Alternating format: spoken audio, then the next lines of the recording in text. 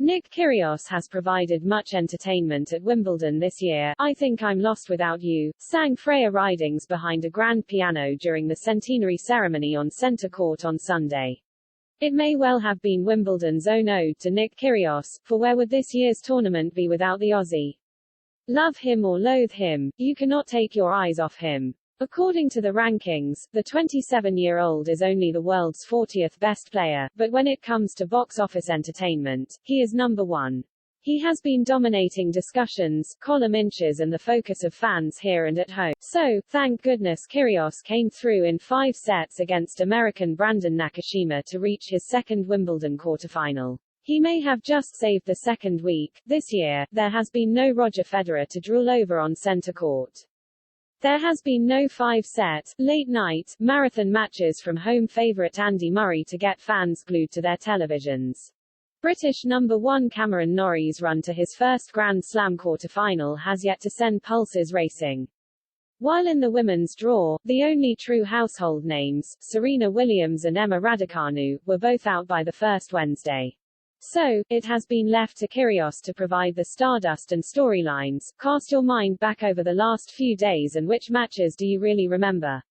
Probably Harmony Tan's epic win over Williams on the second day. Perhaps the dramatic second-round victories by Brits Katie Boulter and Liam Broady last Thursday. Ask most punters for their highlight, though, and it would be Saturday night's showdown between Kyrgios and Stefano Tsitsipas. Evil and a bully were just 2 words Tsitsipas used to describe Kyrgios after their bad-blooded clash. Many might agree with the Greek and think Kyrgios is bad for the game, but you can bet your bottom dollar they will still watch him.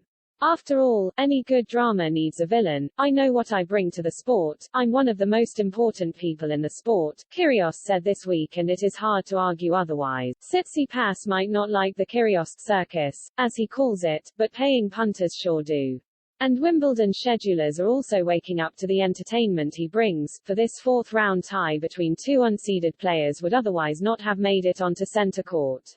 Kyrgios keeps reminding the media of his popularity, both in the locker room and with supporters, and it was clear for all to see when he made his entrance.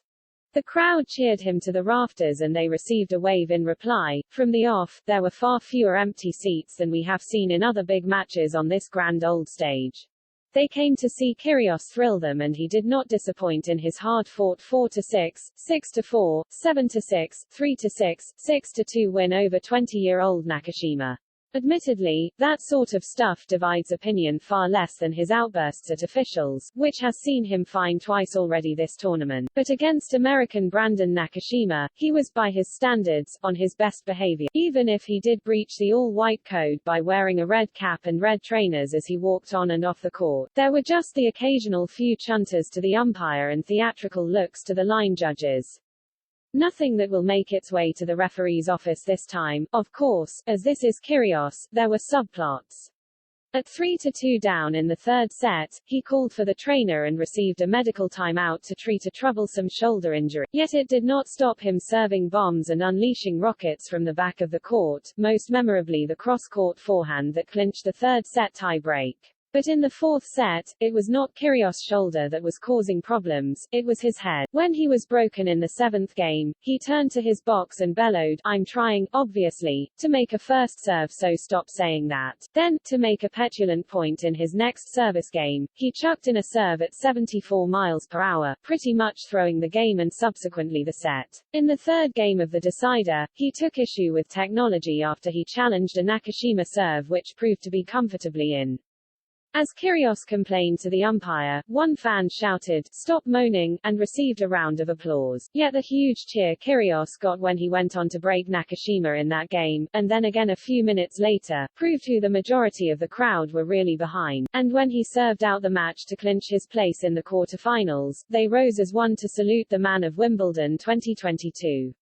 The big winners, those with tickets to watch his next match with Christian Garin on Wednesday. Which Kyrgios they will witness, nobody knows, but boy, are they lucky to have the chance to find out.